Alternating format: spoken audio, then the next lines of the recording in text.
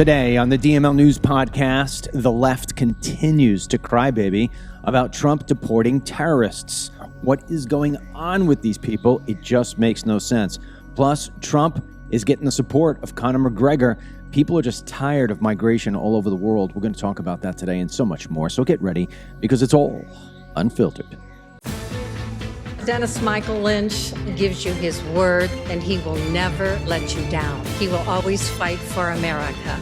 The only one who really puts his money where his mouth is Dennis Michael Lynch. Hello, I'm Dennis Michael Lynch, and I thank you for joining me today on this beautiful Tuesday. Across from me is my handsome son, Dennis, and on the controls is the other handsome son, and his name is Ryan. And we are here together like we are every single day, God willing, Monday to Friday, to give you the truth about what's happening in the United States of America and around the world, especially under the leadership of Donald J. Trump. We are inspired each day to do this program by our newsletter that goes out every single day to the masses. It is the #1 read newsletter for all Trump news, MAGA news, and for what the resistance is trying to do to stop Trump and his team and you and me from making America great again. If you want to be part of this amazing movement, in fact, it's funny, I'm using an AI system almost as a consultant. AI systems are just so powerful if you use them correctly. And I'm using them just so this way we could talk about how it is that we further build the newsletter and what have you. And I asked the AI system to go back and look at data and compare how we are to other ones. And it is just simply, the AI system says, I've never seen anything like it before. We're getting 63, 67, 68% open rates on our newsletters. The industry standard is somewhere between 20 and 30%. So we are tripling it. And the reason being is because people understand that we're giving the unfiltered truth. We're digging a little bit deeper. We're not just giving you the sensationalized stories that gets everybody in an uproar. We're really educating everybody on what the process looks like here to make America great again between Trump, his administration, Congress, J.D. Vance, and then, like I said, the resistance. If you go to 47report.com, that's 47report.com, you put in your email address. That's all you need. I don't need your name, your state, nothing else. You just put in your email address. Starting the next morning in your inbox, you are going to be informed every single day, 7 days a week, about the 47 Report. It comes to you each day, guaranteed, before 7 a.m. Eastern, a lot of times 6 a.m. like this morning. Then, as an extra bonus, because we love you, you get the DML report, which you could also go to dmlreport.com if you wanted to, but you don't need to because it automatically transfers over when you go to 47 Report. We send you by 5 p.m. Eastern a small little 500, 600-word op-ed from me every day about the biggest trending item that's out there. And I give you the nuances and the details and the facts and the figures that nobody else is giving. And I will tell you that that email is opened up even more than the 47 Report because people are saying, hey, what you're giving me is gold. So 47report.com, go put your email address in there. If you don't, you're going to regret it. You're missing out. It's like having free tickets to the Super Bowl and you say, nah, I prefer not to watch the game. It would be silly to do that. What we're going to talk about today, we're going to start off anyway with, is a little continuation of yesterday because it is such a big item. I can't say I'm surprised, folks. I cannot say that I am shocked. I'm not thrown back on my heels to see that time and time again throughout yesterday and so far this morning, all, and I mean all, of the liberal outlets are all focused on the idea that they want to sell that Trump deported immigrants from Venezuela. That was number one. And number two, that he defied the orders of a district judge. Those two things. They're pounding it over and over and over again. And the part that is completely astonishing and what I think is indicative of the brainless lefty who sits up there and says, what can I complain about today to Trump? They are so disconnected from the American people. Who gives a rat's ass about some district judge whose job is not to control the executive branch, that he has no jurisdiction at all over the president when the president is making wartime decisions? No district judge has the power.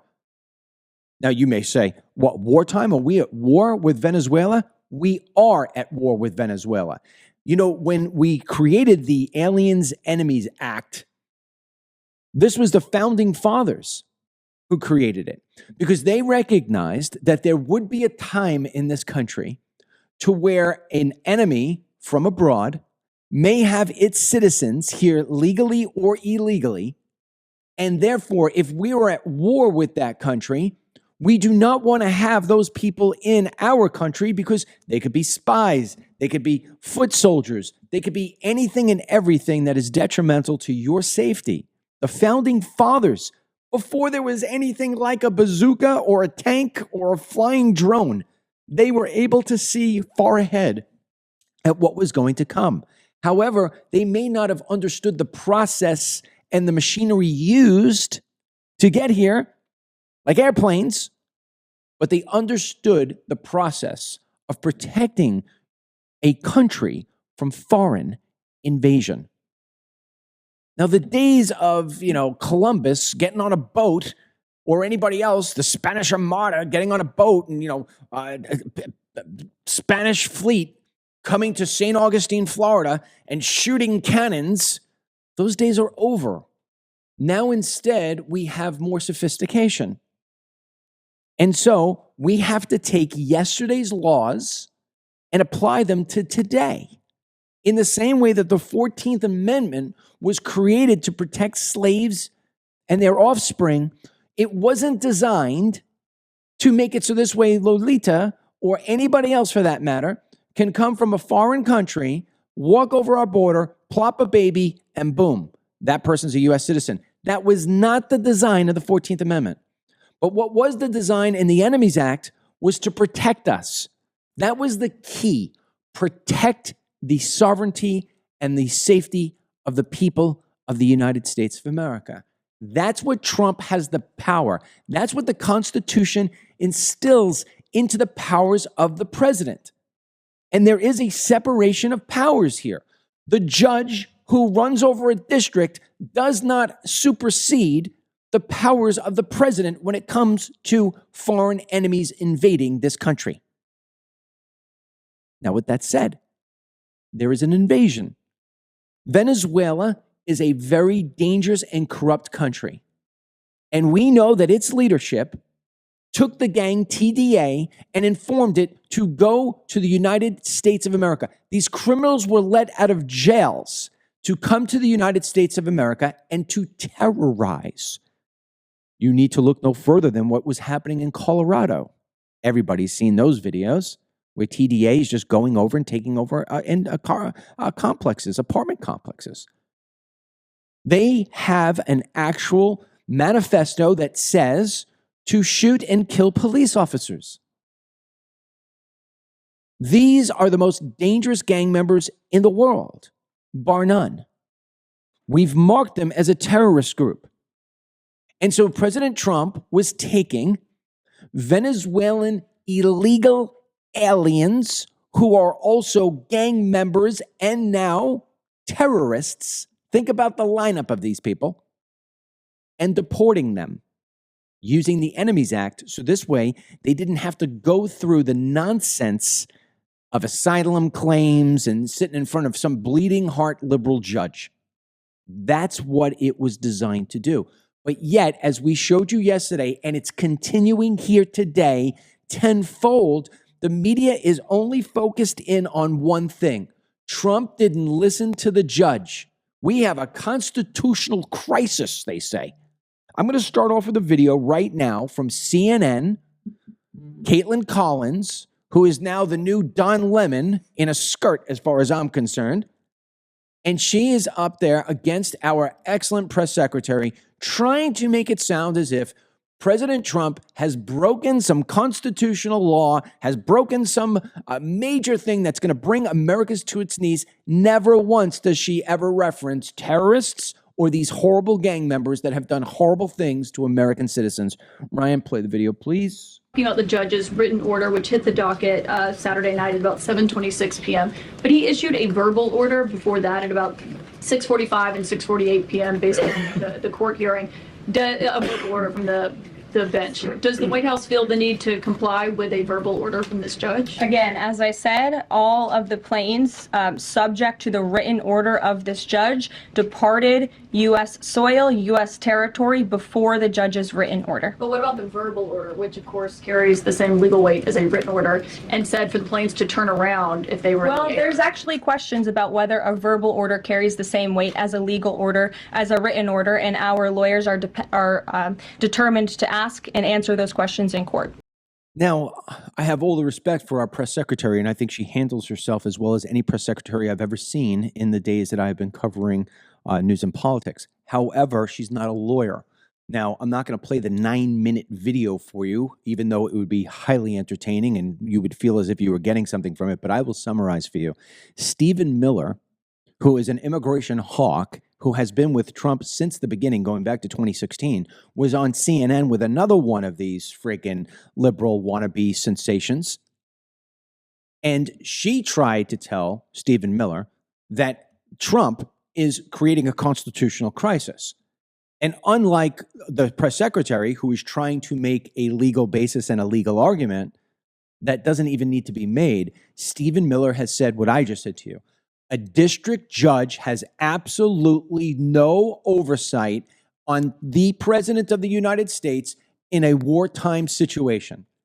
And if this goes to the Supreme Court, you can mark my word right now, the Supreme Court is 100% going to say, we're not even going to listen to this, because the president has the right and the authority to enact the Enemies Act of 1786 or whenever the hell it was. We are being invaded.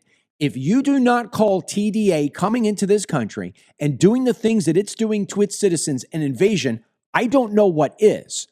And the fact that we don't hear anybody from CNN or anybody from the New York Times or anybody even addressing this, they keep on keeping on the same thing. The New York Times today, in the morning edition, still has an article that are calling these people Venezuelan immigrants. That is a disgusting, gross interpretation of what immigration is. Legal immigration is not in play here at all. Venezuelan, whoever it may be. This is not legal immigration. This is illegal aliens who are on a terrorist list now, who are part of the most dangerous gangs in the world, are being deported. So this way there is the safety of the United States citizen and our sovereignty is in place. What idiot would argue this? What idiot? Now, if you're a common sense person, and I'm going to introduce you to those of you who are not MMA fighting frenzy people like we are here in our family, we love the MMA. The MMA is the next extension, if you will, of boxing. Conor McGregor is arguably probably the biggest name in the world long-term for MMA fighters. He is an Irishman. He's got the brogue. He's got the whole thing going. He came on St. Patrick's Day to the White House, spoke with our beloved president, and one of the things that he was talking about is his disgust with the country of Ireland, taking in an incredible amount of migration that the Irish people have not asked for. Yet the government is going to dictate what's going to happen to the great people of Ireland. And any of my friends who go to Ireland, I haven't been there yet, all of my friends who go to Ireland come back and say, it's not the same it used to be. Well, can't we say that about every place in America? Because we've taken in these people who do not adhere or do not even come close to wanting to adopt our culture, our laws, our principles as a people. We're not alone. Conor McGregor gets up yesterday and he blasts the Irish government. Here is the video of Conor McGregor next to our press secretary. What is going on in Ireland is a travesty. Our government is the government of zero action with zero accountability. You know, our money is being spent on overseas issues that has nothing to do with the Irish people. The illegal immigration racket is running ravage on the country. There are rural towns in Ireland that have been overrun in one swoop, that have become a minority in one swoop. So issues need to be addressed. And the 40 million Irish Americans, as I said, need to hear this, because if not, there will be no place to come home and visit. Now, believe it or not, the Irish government has come out and said, we don't align with Conor McGregor. We don't agree with Conor McGregor. Well, why not? He is arguably the most famous citizen of Ireland for the last 10 years. Everybody basically knows who he is. And if they haven't, now you do. And so now they're going to go down and they're going to blast a fellow Irishman because he's complaining about what's happened to his country. I'm going to take Denny in right now because Denny has some statistics here.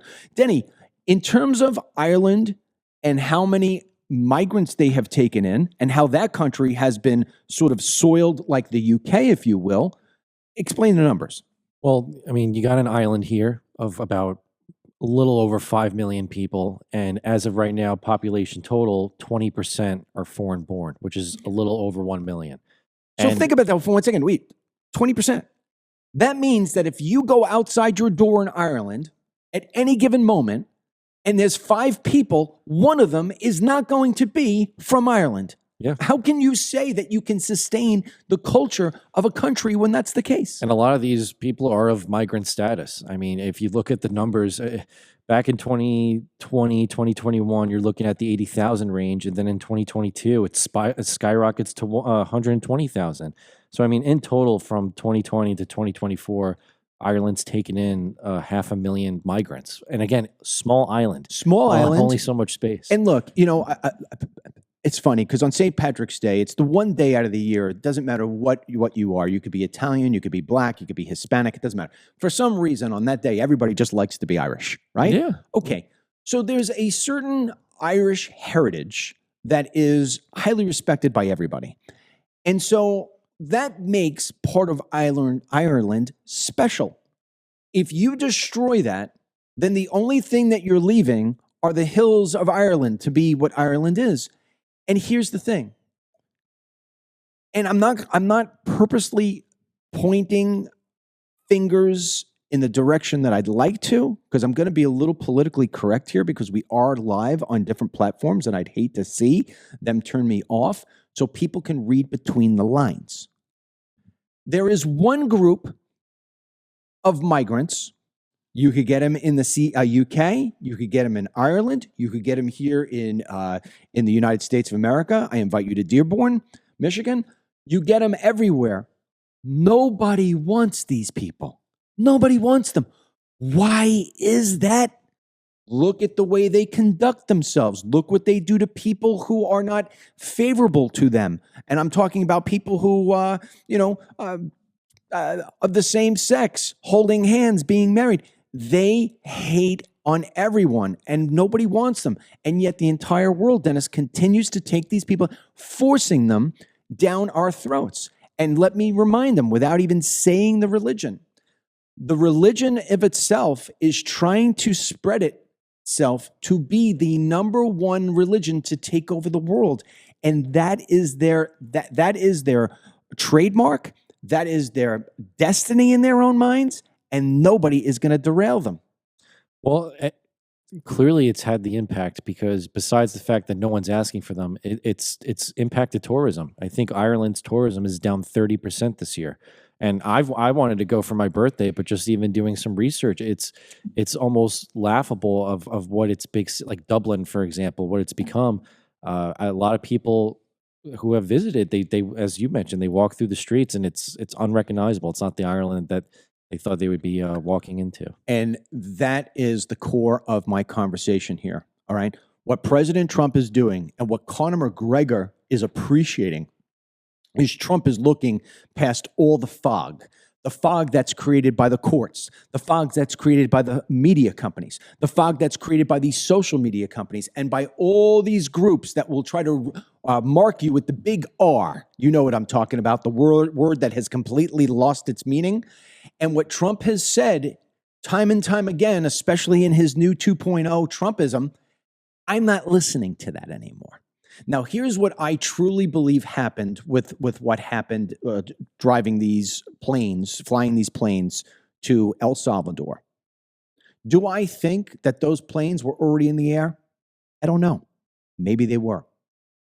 But I think Donald J. Trump and his team said, we know we're going to get resistance here, but our bigger job is not to answer to liberals, but to protect them. And in this case, from themselves. And that's where it is that Trump is so masterful, because even though these people are going after him all the time, he, as president, has to turn a blind eye to that and still protect them. So when Trump is deporting these people, bad people, not immigrants, when he's deporting them, he is not just protecting the MAGA group and the people we have watching us on Facebook and Rumble and everywhere else. He is protecting everyone. And you think they would at least give him a thank you. Well, I know most left-leaning Americans don't, because, I mean, we even had, like, we were talking about before the show. Last year, 6,100 Americans applied for UK citizenship. Now, Say that again? Say that again? 6,100. And then there was even a significant spike in the last 2 months after Trump got elected. So it's funny. You got the Rosie O'Donnells, for example, running to Ireland, and Ellen DeGeneres ran somewhere over to Europe too. And it's like, I would love to visit Ireland, but clearly what's happening there, I would never want to live there. I would never want to live in the UK. So even the idea to me that some of our more radical Americans believe that's the answer, to go to the countries that are still being invaded, at least Trump is doing something, it's mind-boggling. Yeah, and it's here's, you know, when you come back and you take a look at what the left is reacting to, even with Conor McGregor there yesterday, right? So here's a lefty. His name is Mike Singleton. He is, let me see what he is. He is the senior executive at NBC Universal, retired. That's what he was anyway, okay? He calls himself the Hollywood Ultimate Insider, and he writes, Conor McGregor, who has multiple allegations of sexual assault against him and has been held liable for rape, is warmly received by Trump's White House. That tracks. And I wrote back to him, I don't see him on the laptop with crack whores who have tracks on their forearms. Ever discover who left that cocaine in the White House, or did they lose track? It is amazing how it is that the left forgets about Hunter Biden. It is amazing how they forget about when the Supreme Court of the United States of America told Joe Biden, you do not have the power to forgive student loan debt. Nancy Pelosi even said, you don't have the power. Joe Biden gave the middle finger right to the Supreme Court and said, I don't care what you have to say.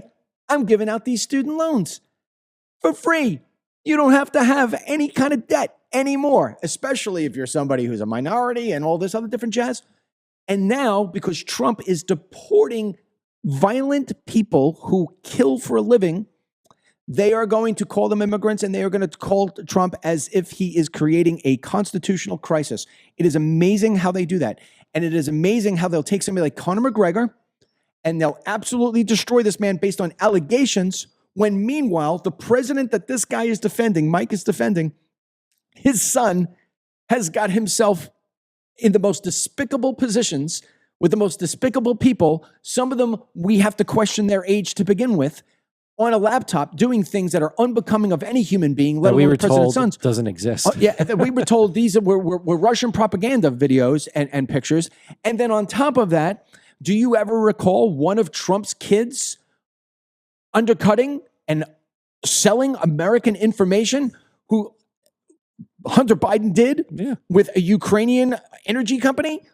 Now, on top of that, Trump finds out yesterday that Hunter Biden is getting Secret Service detail while he's on vacation at a $500 a night hotel, I hear. He says he has no money at all, but somehow he's going to that. And we've got, I think, 50. How many people, Secret Service people, do we even know how many there are in this detail? Yeah. It's not like it's 1, 2, or 3. He has 18 agents. This is a 55-year-old man.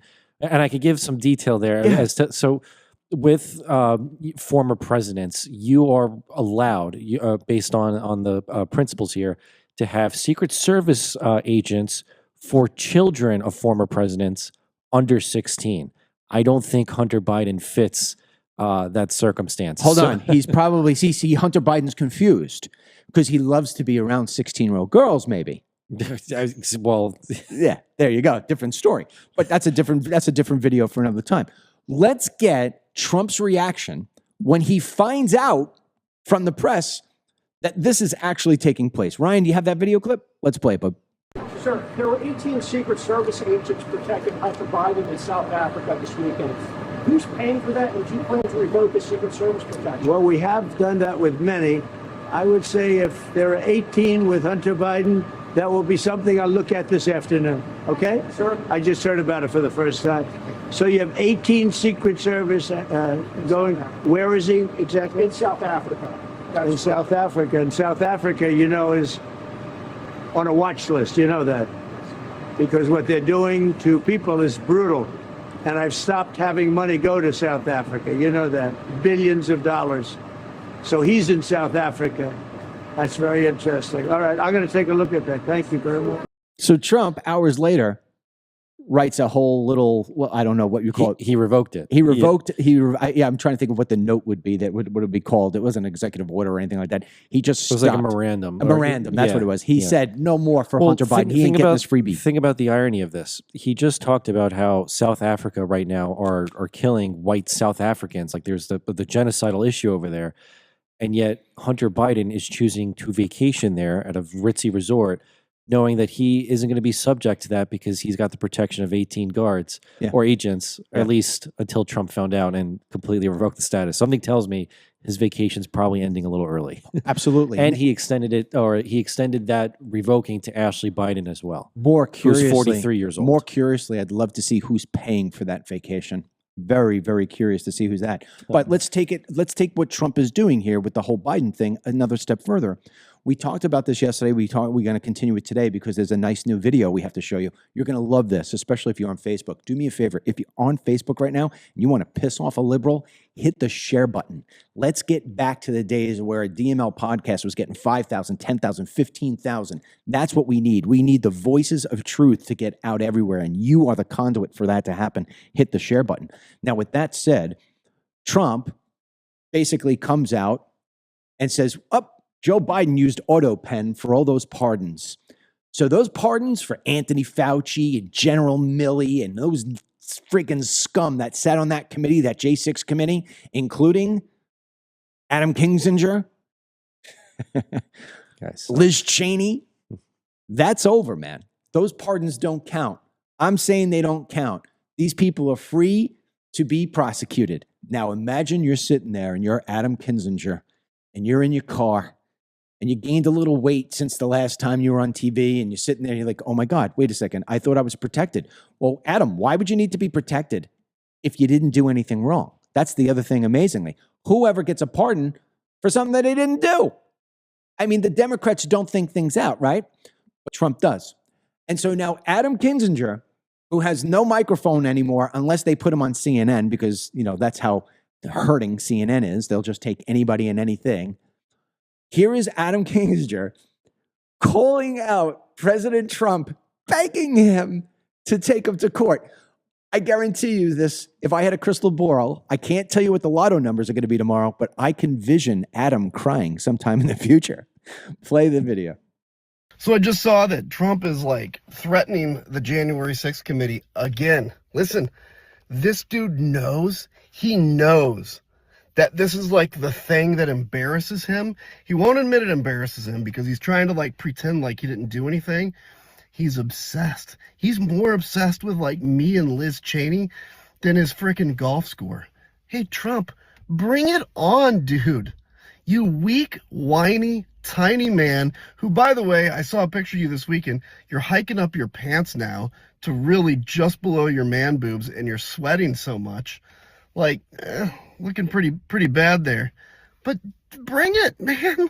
Like, stop with all the big mouth talking stuff. You're a grown man. You don't talk like one, but you're a grown man. Come on, dude. Bring it. That guy is going to cry some tears, baby. He's going to cry some tears because the worst thing you can do, you know, is come on out and try to show up Trump. You don't think Trump's going to see that video? Trump's going to see that video. In fact, if Trump's got two videos to look at, last night the Israelis went after Hamas again. The whole ceasefire thing has basically come to an end due to Hamas. And all you see, that's the other thing too, all you see in the press today is 400 innocent people of Gaza have died. No, listen. If you leave Israel alone, Israel is not going to fight you. Israel does not want a war. They want to just live in peace. So if you're going to punch Israel in the face, they're going to take out your face. That's the way it works. You know what? It's called tit for tat. And if that's what you want to do, you're going to lose every single time. But again, they're all sitting there, oh my God, the poor people of Gaza. Listen, they got Hamas. They wanted Hamas. They got Hamas. And now they got an Israeli tank on top of that. But you go back, you take a look at Adam Zing. If you've got the video of Adam in his car, and you've got the wartime video between Gaza and Israel, and Trump has 1 minute only in the day, he could only watch one video, he's going to say, let me see the one of Adam. And that's where Adam makes his mistake, because they continue to screw with this man. And the funny thing is, Trump will give you the rope. He'll say, here you go. I really don't want to spend my time with you. I got bigger issues to fish, bigger fish to fry. You take that rope and you want to hang yourself with it. Well, now Trump says, all right, you pushed it. Now I got to come back and I got to get you. Now, here's another thing that's taking place around the country, as you know, and we've been reporting this on the 47 report, and we have unbelievably a little higher numbers here on Facebook than we have in the times past. So who knows? Maybe Facebook is taking the wrench and loosening it a little bit on us, but that's why you have to hit the share button. But for those of you who don't know, Ryan, go white screen. We have the 47report.com. 47report.com is a newsletter that we send out 7 days a week, every single day before 7 a.m. Eastern time. It is the most popular Trump-based, MAGA-based, Make America Great Again movement newsletter of all time, and it's the number one everywhere. Everybody is reading it. Go to 47report.com and sign up, because you would know a lot about what we're talking here, because we put it out before anybody else does. Not only was there the issue of the Israelis now having to go back at Hamas, but there were reports that Ukraine is now pushing back and trying to make movement against Russia. Trump is going to speak to Putin today about trying to bring things to an end. He has been working with Zelensky. He has been working with Putin. Name me one person around the world who has done the same thing in the last 3 years. Nobody. But what you're going to get tomorrow from the New York Times is that Trump is aligning with Putin, who's a vicious killer, and he's a horrible this and he's a horrible that. And Trump is bringing America to its knees. It's not the case. It's not the case at all. They keep on telling you these lies. DOGE. The poor guy, I've never seen anybody get abused more than Trump other than Elon Musk. What is Elon Musk trying to do? He's trying to help this country get out of its own way. We have been pissing away taxpayer money, spending it on things that are absolutely ridiculous and, as far as I'm concerned, highly criminal. Nobody has ever looked under the covers until Trump comes in. He takes the single most smartest man in the world, bar none, no close second place. He puts him in charge of going and finding all the nuances of how this money and the fraud and everything else is taking place. And you would think that the mainstream media, you would hope that the Democrats would come out and say, you know what? Listen, I didn't vote for Trump, and I ain't going to vote for J.D. Vance. But at the end of the day, I'm pissed off. I've been working my ass off, and you're telling me my money is going overseas to these cockamamie BS things? I got problems in my own backyard. When are we going to? They don't do that. They don't do that. Instead, they go out and they destroy Tesla cars. They destroy Tesla dealerships. I saw a nice young black guy who has this beautiful Cybertruck just post a video of himself. They spray painted, I didn't give it to Ryan in time, spray painted his whole car. Guy comes out, he had his wife or his kid or someone at the doctor. He comes out of the doctor's office and he's like, what the hell? Why was this done to my truck? What the hell did I do? They take it out on their own. It makes no sense. It's like when you watch these BLM riots and they burn down their own town. It's like, what are you doing? And so when you look at what DOGE has actually done, chalk up the next video, Ryan. This one here, who's this guy, Dennis? This is about the housing development? Yes. Introduce the video. Well, it's just an indicator, yet again, of all this office space that we have that can house all these employees, and yet only a slight fraction are actually even showing up to work. Play the video. One of the things that we discovered pretty quickly was there was about 2,900 people that were supposed to work in the building. Turns out only 49 were showing up full time on a 5-day. Wait, no, slow it down. 2,900 people? How many showed up? On average, the highest that we saw on a 5-day work week was 49 people. And this would be at Fannie Mae. And Freddie Mac has a similar problem. We're going to fix it. President Trump hired a businessman to do this, and we're going to fix it for him. Think about that for a second. Dennis, what company do you know of who has 2,900 people on the payroll who are supposed to come to work, but yet only 49 show up of the 2,900? Name me one company that's able to stay in business at that ratio. Maybe the DNC. Other than that, no one else. Right. The DNC, because it gets its money from George Soros. They're laundering their money from Soros. They get their money from Soros. There is, I mean, look at that. Now, I didn't know. I've been in the news business for 30 years, 20 years. It depends on how it is you say I started. Let's just say 20 years. I've never, ever known that a building that was supposed to be housing 2,900 employees only had 49. And yet, CNN employees are paying for it.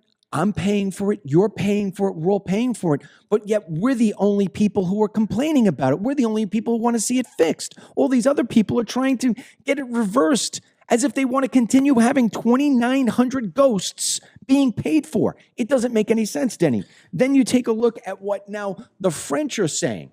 We had this on the 47 Report. 47report.com. You got to go there and sign up with your email address. You will not regret it. Trust me when I tell you. And be sure to share, Babani. We have a comment here. Belinda, go ahead. Where have you been, Dennis? I haven't seen you on Facebook for years. Good to see and hear you. But see, here's the problem. That's not true. I've been on Facebook. In fact, I've threatened them to sue them in federal court 6 months ago, and we've been going back and forth and back and forth. And I told them, you have until March 31st to clean things up, or else we got to go. And here we are. We got a little bit of bigger numbers today. I've been here, sweetheart. I've been here. I haven't gone anywhere. They've just cut my plug. They took me off. And I'll tell you why. I'm going to go a little cocky here for 1 second before we get back to the Statue of Liberty. They know. You can take all these other different podcasters. You can take all these other, what they call themselves, influencers. They know that the single most popular voice, the voice that was the reasonable voice that everybody listened to in 2016 when nobody thought Trump was going to win. This is before Hannity jumped on the bandwagon and all these other different people. They liked Cruz. They liked Rubio. They laughed at Donald J. Trump. Not me. I knew what you wanted because I had traveled this country by myself in a van. I did it in a car. I did it in a Jeep. However I could get around, I went around and I talked to people and I filmed and I did what I knew what America needed. I knew what America wanted, and it didn't want another senator or another wannabe president who's a governor.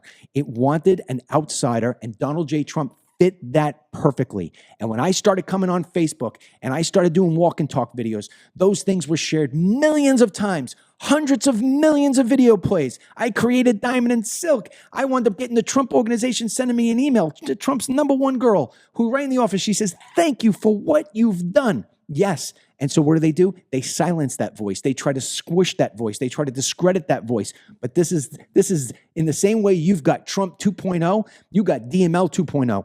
I come back just like Trump. I come back a lot stronger because now I've got on my left and right, I got my 2 sons who are now of adult age. Back then they were kids. Now I'm dangerous because now I'm coming with 3 bullets. So with that in mind, we're going to sit here and tell you, hit that share button because our voice is not going to be silenced. Even if it was here on Facebook, we'd go somewhere else to Rumble. It doesn't matter. We're never going to be silenced. That said, who the hell does this French fry think he is to tell the United States he wants to take back the Statue of Liberty? That's what's happening here. But our press secretary, is this the video we have? Yes. Our press secretary makes very, very, very clear, you ain't getting nothing, boy. Play it. Different. There is now a member of the European Parliament from France who does not think the U.S. represents the values of the Statue of Liberty anymore. They want the Statue of Liberty back. So is President Trump going to send the Statue of Liberty back to France? Absolutely not. And my advice to that unnamed low-level French politician would be to remind them that it's only because of the United States of America that the French are not speaking German right now. So they should be very grateful to our great country.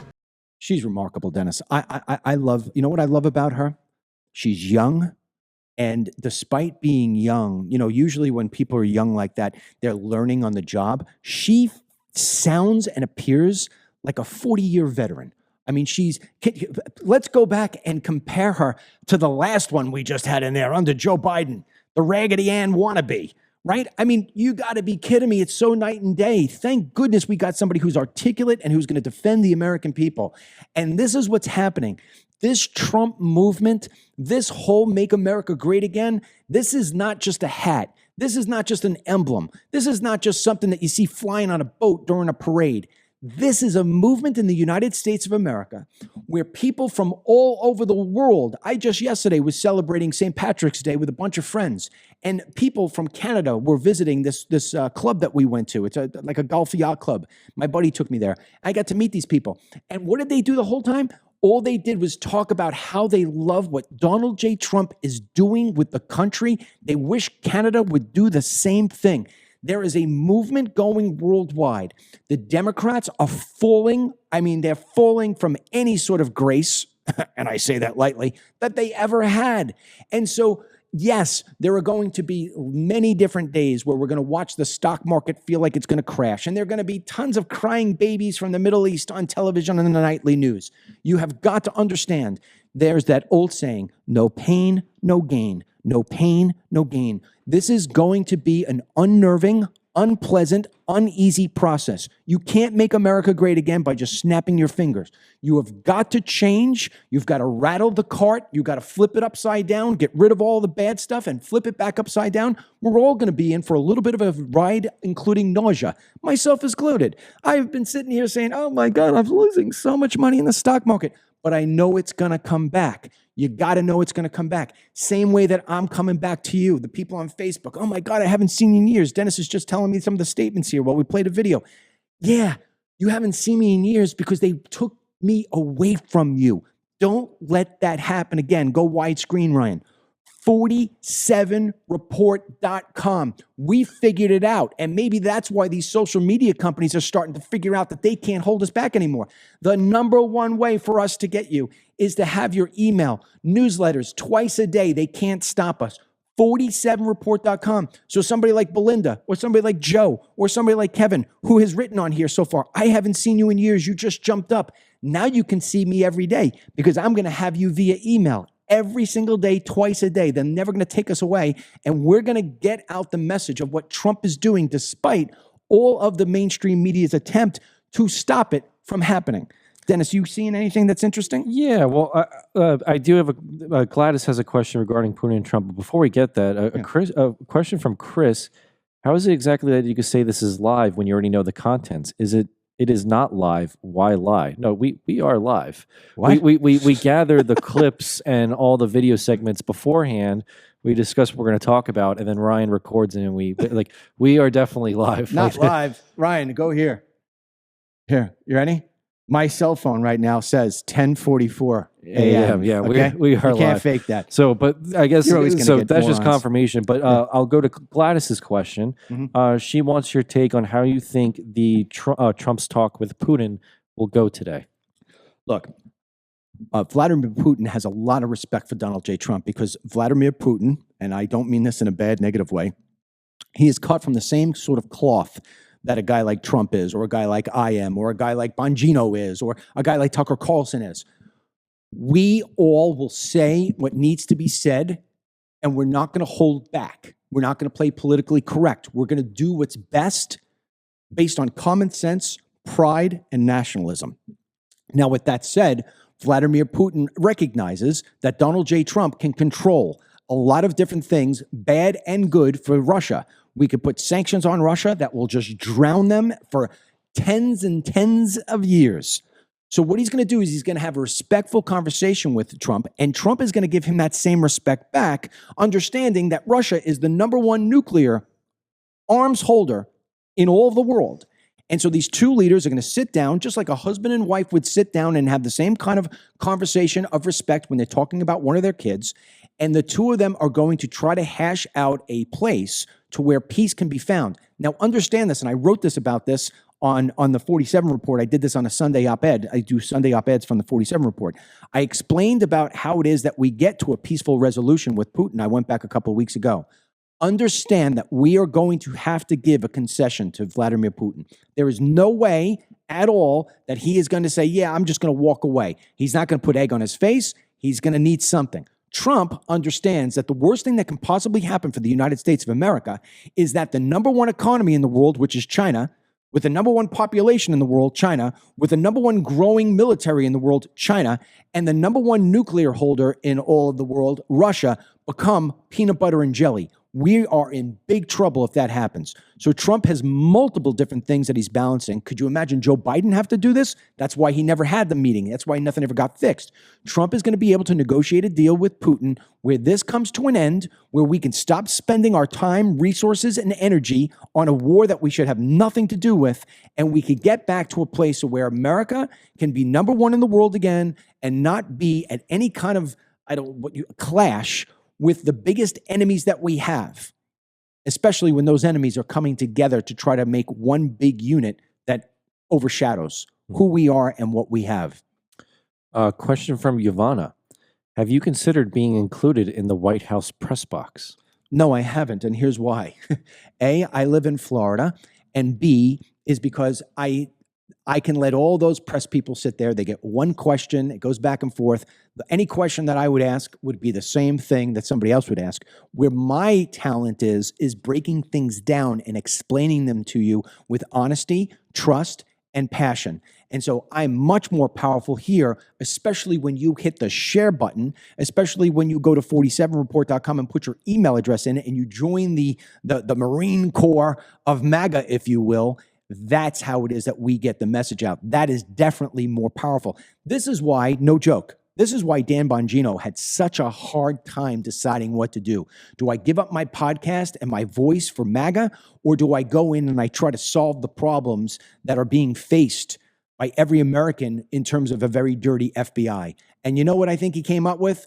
The better way for me to serve America is by the FBI. So when you ask me, do I want to be in the press room or do I want to be here in front of you? Listen, the press room is definitely a lot more glamorous and it's a lot more button elbows. And I'm sure I'd be invited to a lot of cocktail parties and gotten a lot of speeches paying me $15,000 to $20,000 a speech. But I find it much more valuable to sit here and be with you, answering your questions in real time. So this way, we could create a movement that is much bigger than me sitting in a press box. The other thing is, remember, I'm never going to try to outstage the beautiful press secretary who is just so beautiful at mind and every single last part you could possibly imagine. Just her parents must be so proud. I'm not going to sit there and try to upstage her. So it ain't for me. I like the microphone here. Here's another thing I want to play. Here's another video I want to play. Now, in 3 years ago, 4 years ago, if I would have played this video, it would have been designated and marked as some sort of vision of hate. It's not it at all. We've come full circle, have we not? And I'll give kudos to Mark Zuckerberg. Mark Zuckerberg's the first guy who said, we were too hard on censoring. You're right, you were. What I'm about to play for you here is not something that's derogatory towards any group or anything like that. What it is, it's an alarm. It's an alarm because you're going to see, this came from the Oshkosh. Is this in Washington, Dennis, Oregon? I think, yeah, around that area, Oshkosh. It's definitely a blue town. Yeah, it's a town meeting, and they're talking about establishing Wisconsin. Wisconsin. Sorry, Oshkosh, Wisconsin. They are talking about establishing their summer schedule, and they are talking about having a parade with drag queens for little kids. That's problematic as it is. But the camera catches a mom, and I'm only describing it like this because remember, we have thousands and thousands of people who listen to us on the audio side of things. So imagine being in this town hall and the conversation going back and forth, and a mother says how happy she is to bring this back because of the joy it brought her 3-year-old. Play the video. I know last year it was a waiting line to even get in. Like, it was really well attended. Couldn't ask for a more beautiful day. And I'm expecting wonderful days this summer as well. Yeah, it was really fun last year. And my, at the time, 3-year-old had such a good time tipping the drag queens and the other drag performers. he kept going, so pretty, and like holding out the dollars. He was so excited. So I'm sure that he won't be able to wait again this year. So thank you so much for making it not just a fun event, but a fun event for everyone in your family. It's much appreciated. Her child, who's 3 years old, who doesn't understand what a dollar bill is, enjoyed, according to this mother, taking that and tipping a drag queen. Let's get a comparison going here. When you still are a parent, but when you were a parent, when me and Ashley and Ryan, and even before Kelly was born, and we were youngsters, all below the age of 10, did you ever once in your entire time span as a parent during that era see parents bringing their kids to a drag show? Ever? Not only is the answer no, but had I seen someone like that woman anywhere near my kids or anywhere involved in the PTA or the school, myself and the other parents would have rallied together to have her removed.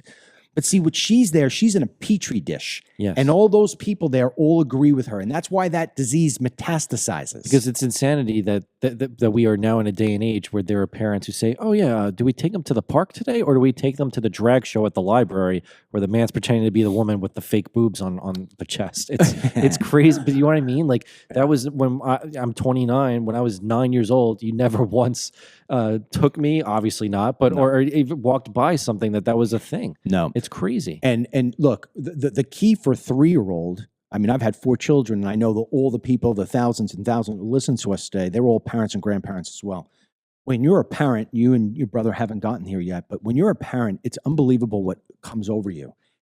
You are programmed to protect your child from everything. Mm-hmm. You want to protect them from falling off the chair. You want to protect them from the vicious dog. You want to protect them from running into the street without looking both ways on Halloween. You want to protect them from predators. You want to protect them from being in a classroom where the kids are unruly.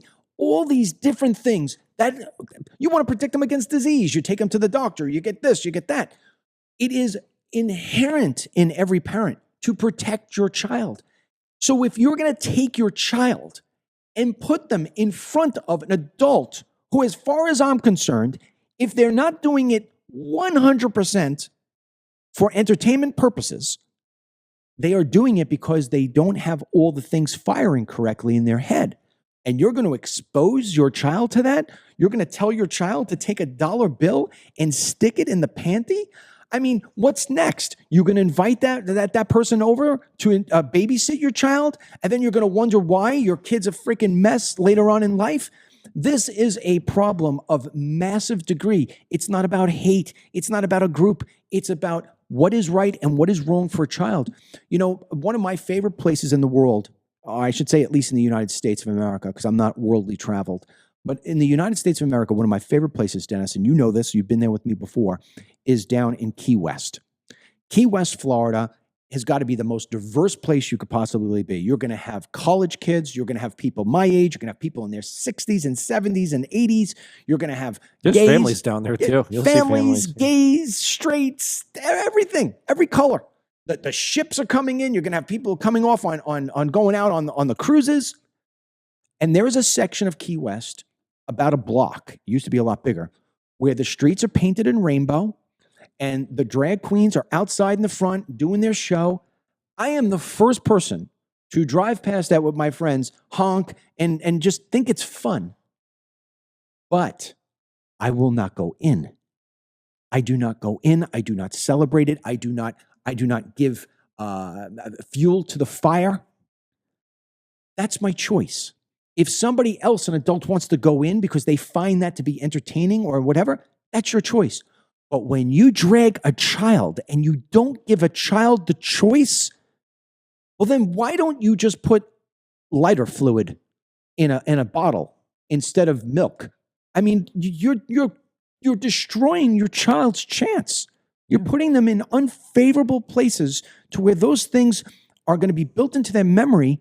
And that's when a personality is created in that 3, 4, 5-year-old time frame. This is not good. It's not. I'm sure we have a parent watching, and if you do, you can comment where whether it's if you work for maybe like a school parent organization, like the parent teacher conferences, or just like, if you're very involved with your kid's school to that degree. I'm sure it's mostly moms compared to dads, but dads are too. I am sure at some point in the last few years, you probably witnessed, especially if it's public school, some kind of, I'll call it rainbow madness that had you head scratching. And I think it's more important than ever, and most parents do when they really see that it's wrong, speak up about it. Go to your school meeting and say, hey, this crazy book that you just had as a summer reading assignment for fourth graders that's about gay sex and dildos and this and that, no thank you. You got to speak out about it. Or the library event that's got the transgender drag show people coming in to speak to kids, no thank you. It's so important now, especially with Trump, thankfully, in office, who is dead against this, to speak up against it, because, as you know, the blue states and those heavy blue cities, they're not going to let up on it. And for some reason, maybe this is the big question mark, they really have an obsession of pushing it on kids comparably to even teenagers and young adults. It seems like the new demographic is the pre-adolescent kids that they really want to push the drag shows and the ideology on. It makes you wonder why. Well, I mean, I think the answer, and it proves itself. It's the same reason why the Chinese. I mean, I just did another. Again, I just want to pitch this here. I mean, you got. Let me answer your thing in a second here, but great comment from a guy here on Facebook. His name's Tim Tackett. I'm going to read it out loud. It says, "I always watch DML on Newsmax and the Walk and Talks. So glad to see you pop up. Can you imagine that? Pop up. Haven't seen you in years. Signing up at 47report.com, and we'll follow you also on Rumble. Welcome back, watching from the great state of Louisiana." I put the great state in there. But Tim, I've been around. I haven't been anywhere. I haven't been missing. The fact that I haven't been in your inbox sucks. Go to 47report.com, and I will be in your inbox every day, and you'll always be able to follow us because we tell you where it is that you can find the show. And that's the great part. If you hit the share button and you comment like Tim does, Facebook says, hey, by the way, they like it. So I encourage you, if you're listening right now, put a comment in, because it says that you want to be a part of us. Yes. Yeah. It's important because, as many of you indicated, you're not getting the notifications. One person said that they're watching us, and then all of a sudden a different video pops up. So it's constant shenanigans, and we only get so much time to discuss stuff. Like I see there's questions about the chemtrails. That's a whole topic that we would need another day a podcast for, that we have opinions on. But for the most part, it's all about sharing and just trying to make sure that the content in the video gets out. So that you guys get to see it. I feel bad when you don't get to see it. Let me go back to what you were just saying about indoctrination, and we'll end the show on this. This is a very important thing. China, I just wrote an op-ed again on Sundays, the 47 Report, and at nighttime, the DML Report are op-eds. And they're not op-eds, just in my opinion. I'm giving hard facts. I just did one the other day, and people said, I had no idea about this. The Chinese are dumping billions of dollars into our K through 12 programs. Why? Same reason why that mother is sticking that child in front of this disgusting stuff that no kid should be exposed to. If you get them young, you get into their brain. And that's why these schools across the country are indoctrinating our children. That's why it's so important to be at home. I will never, ever forget, and people who've been with me for a long time may remember this one. You will remember this one. I get an email one day from a mother who's been watching us. And she's actually, I think she's in New Zealand or Australia. And she sends her kid to school every day, like all the other kids. But her kid is educated in conservatism. So they make you have to go home and make your own fake podcast. That was the lesson for these kids. Go home and make a podcast. It could be about anything. And then the next part of it was, only we want you to replicate one of these podcasts that are already out there. And the list of podcasts, as you would imagine, are all left-leaning. So the mother says back to the teacher, do you mind if we go down our own podcast preferences? Sure, no problem. So the mother takes the kid and says, okay, I've been making you listen. She makes the kid listen to a podcast every single day, whether it's from Dennis Michael Lynch, Shapiro, or Bongino. Those were the three that she chose from. She said every day, instead of having go out and mow the lawn, which he also had to do on weekends, his homework at home, if you will, his chores at home or to watch a podcast, and then she actually rewarded him for it. I think that's brilliant because she's not allowing these schools to indoctrinate him. So she says to the kid, which podcast would you want to watch and emulate? Bongino, Shapiro, or DML? He says, I want to do DML. So I said, all right, fine. Kid gets on there in the way that I open it. Hello, I'm Dennis Michael Lynch. Thank you for joining me today. The kid gets up and does me spot on. And then he goes and he gets this great grade at school for basically doing a podcast in his voice and his version of my whole thing. The point here is, look what that mother is going through in order to have to push back on the forces within the K through 12 grades. This is a whole nother country, but that's what liberalism is. They're trying to get the kids young. It is so important to have our children understand the difference between right and wrong and right and left early on, especially if they're going to school. They're supposed to be learning arithmetic, spelling, history, all that other different great jazz. None of them learn that. Instead, what they do is they get indoctrinated with the freaking flags that are, the multi rainbow flagged and all these other different stuff. They learn about how America is horrible. And that's why you've got these kids growing up and going to universities and then protesting against America. It makes no sense. You take that and then you combine it with the amount of immigration that we're allowing in with the student visas. I just did a whole op-ed on that. People are like, oh my God, I had no idea how many people we were taking in through student visas. Hundreds of thousands every single year coming in, paying full tuition to places like Columbia. They're getting the freaking free pass. Vetting is nothing more than a 5-minute phone call on a phone, and we're wondering why we've got terrorists here in the country and protests at Columbia. This is what people need to learn is happening, and that's why it is so important. Even if you're sending your kid to school, I always taught conservative principles. I'll let Dennis have the last word on this, and then we're going to say goodbye. I always taught conservative principles at our home. And I remember my youngest during COVID, Kelly, who's still in high school now, who is highly conservative. I remember listening to one of the lesson plans that she had, because the whole COVID doing it over the computer. And it was on 9/11. And the teacher was explaining 9/11 as just some inconvenient day when 3,000 people died. And being somebody who ran from the buildings and watched my fellow American jump 80 stories, I'm like, that's not what 9/11 was. I sat my daughter down and I said, let me tell you what 9/11 was, why it happened, who made it happen. And now I'd actually change that story and wonder whether or not it had something to do with the U.S. government as well, playing its role, because there are people embedded in this government that from other countries who are trying to get us from within. And my daughter was like, oh my God, I never knew that, Daddy. And now to this day, she understands the importance and significance of 9/11 versus what the teachers would want to teach her. Dennis, when you were growing up, how important was it for you to have myself and your mother to a degree offsetting you from the liberal indoctrination they were trying to give you at school? Really important. I mean, I think I see it in the comments here. It's incredible how in the last few years alone, so many people have made that switch to homeschooling simply because the indoctrination, and a very negative indoctrination, obviously, yes, has been rampant. I mean, rather than maybe trying to bring church back into the school a little bit, which I think every kid could honestly use, instead it's promoting drag shows and promoting debauchery and promoting kind of the values and virtues you really wouldn't want children learning at such an age, or at least not from strangers who claim they have their best interests in their kids. But let's look at what we've seen in the last few years. You see teachers who are not only on the radical side, but you have teachers filming themselves on TikTok saying how they're going to bring down Trump and bring down Elon Musk, and they're going to riot and rage, or that they're going to convert their students to from boy to girl and not tell the parents. I mean, you know what I'm talking about, because we see it all the time.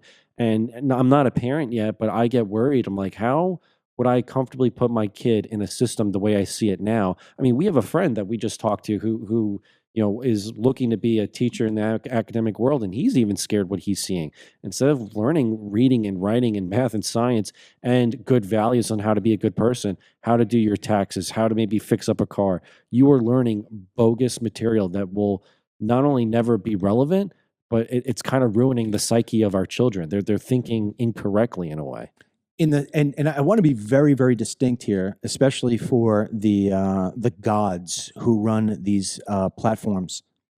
We are not criticizing and slamming the people who perform as drag queens. If that's what you want to do and that makes you happy, have at it. You want to go to those shows as an adult, have at it. We're not here to criticize you. We're never going to be that kind of judgmental. What we're talking about, in the same way that you wouldn't put a beer in a baby's bottle, in the same way that you wouldn't put a 3-year-old behind the car, the steering wheel, you don't put your child in an adult situation and think that you are going to have a good outcome. It is that simple, and it is that dangerous, and yet we've got to stop it. And the way you stop it is that you highlight that this is going on, you bring attention to it, and then the powers that be, the reasonable heads that are still out there, they get involved, and then you'll wind up seeing it periodically. Somebody will get fired, they'll leave, they'll silence, whatever it may be. Go on and do your stuff, but do not indoctrinate these children. Do not indoctrinate the future of the United States of America to be filled with a bunch of people who cannot identify who they are, who think that this country sucks, and don't understand the principal values to which our founding fathers built the United States upon.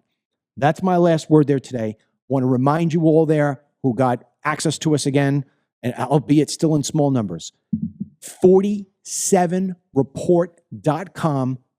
Just your email address, you're in. I don't share it. I don't sell it. It's just for us. You're in. You don't see me tomorrow in your inbox?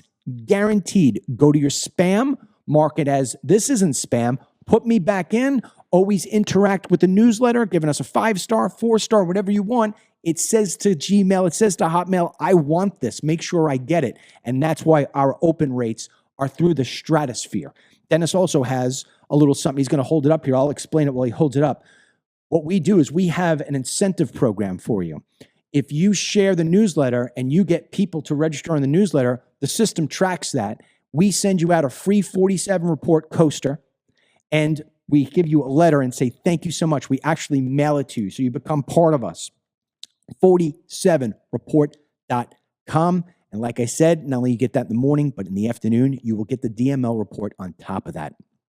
On behalf of my talented sons, Ryan, who's on the controls, who gets all these video clips together and makes sure that we sound and look better than we do sound and look. And as far as Dennis, who puts together the entire program, we thank you so much for joining us. It's good to see some of you back here again. Hopefully this continues to go. Hit the share button, make a comment, let Facebook know, let Rumble know that you want to be part of the Dennis Michael Lynch program with the two Lynch boys, Ryan and Denny. That's it for us. May God bless you, your family, our president and vice president, and these United States. Until tomorrow, like I said, God willing, have yourself a wonderful, absolutely marvelous day. Today's team email blessing goes out to Ellen Cardillo. Ellen, good for you. We'll talk to you soon. Get the Dennis Michael Lynch podcast every day by subscribing on Apple Podcasts or Spotify, and download the DML News app from the Google Play Store or the Apple App Store for breaking news, merchandise, films, exclusive content, and Team DML.